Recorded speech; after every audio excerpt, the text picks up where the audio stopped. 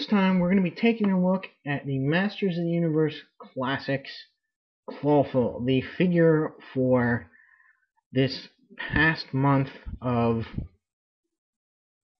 July 2011.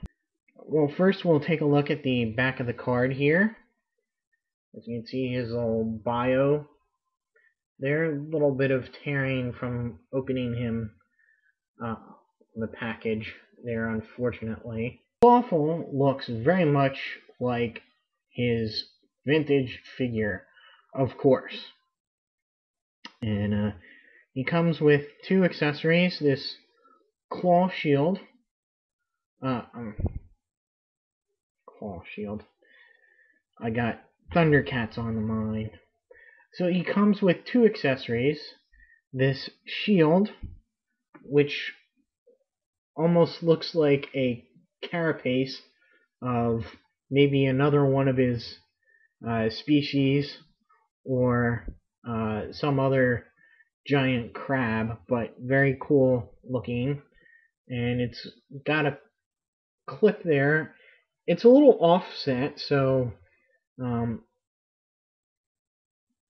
it is, designed to work on just this arm, because the claw here would be too big for the clip to go over.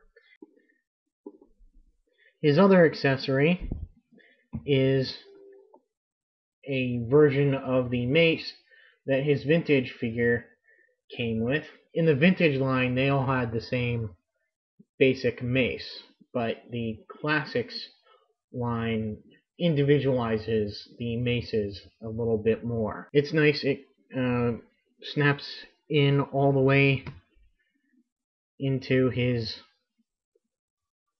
left hand claw, and it stays in there pretty securely. Clawful's armor also comes off. You can see these four little pieces, and the back just comes off, and you can pull these off the arms. And you can see underneath, he does have sculpting underneath there, which is pretty neat. And take that off if you want. I'm not going to go any further with that, but put this back on here, and it stays on there pretty snugly. I guess I'll talk about, it's not really, they don't really consider it an action feature, but his claw is spring-loaded. You can see here, raise it and it will snap down. Now, the original figure had a lever here on the bottom that would operate the mechanism to open the claw. I guess that was too expensive for this figure, and I'm not really that upset about losing that. The spring in there is pretty tight. It does give a good grip. For his articulation here, pretty standard for DC Universe Classics. Head goes left and right, up and down, and there's more of that forward and back movement. His arms go all the way around, rotate at the bicep, and bend at the elbow. His claw does rotate, which is pretty cool. You wouldn't get that in the vintage line. It was just a static claw due to the lever action. His left hand smaller claw does rotate as well. Pretty nice. He still has the ab crunch articulation, but the armor here does get in the way. He has waist articulation.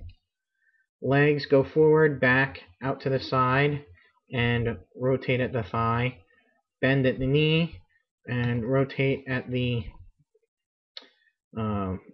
calf there, or boot.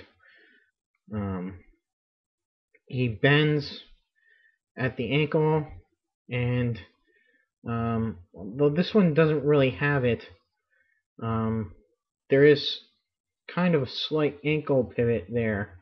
Right leg a little bit less so than the left leg here, as you can see. Very cool, even though he has the really bushy eyebrows. I think he's a cool figure. He was one of my favorite villains as a kid. I particularly remember having him and Whiplash. They were quite close friends in the 2002 version. Now that there's a classics version of both of them, they can hang out together and trim their eyebrows together, I guess. I don't know. Yeah, so, I mean, he's great with the claw action. So I guess that'll be it for Clawful. So if you didn't get a chance to go to the San Diego Comic-Con, all the Mattel exclusives that were at the show are available at MattyCollector.com tomorrow at 12 p.m. Eastern, 9 a.m. Pacific. I think they're probably going to go fast, so be there early. Hopefully this goes up in enough time so that you can get there. Stay tuned for the next figure I'll be getting from Masters of the Universe Classics will be Many Faces. So until then, I'll see you.